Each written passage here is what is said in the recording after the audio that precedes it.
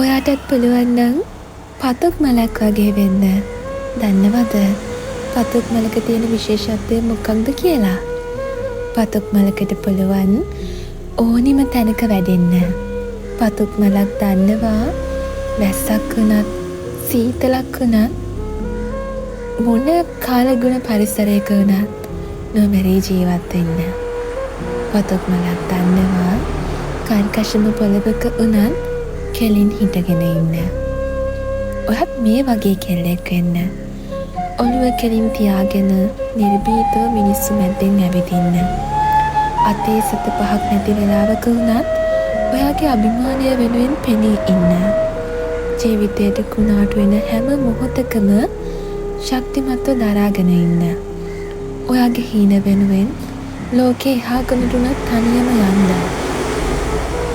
ලෝකෙ හැමදාම ඔයාට සතුට විතරක්ම දෙන්නේ නෑ.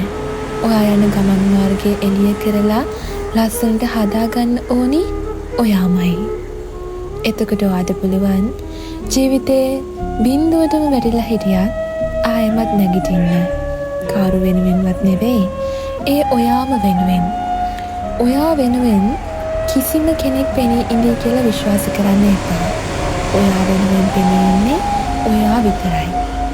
ඒ විශ්වාසයෙන් ඔයාගේ ගමන ඔයා යන්න.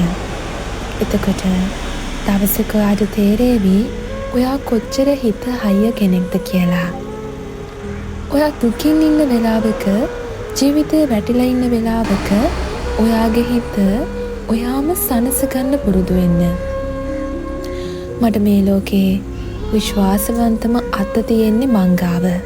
මන් දන්නවා ඒ අත ජීවිතේ කිසිම දවසක මාව අතාරින්නේ නෑ කියලා. මට විශ්වාසම ගමන් සගයා මම.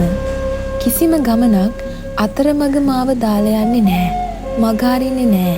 තනි කරන්නේ නෑ. ඉතින් මට මං ඉන්නවා. ඒ විදිහට හිතන්න පුරුදු වුණොත් ඔයා කාටවත්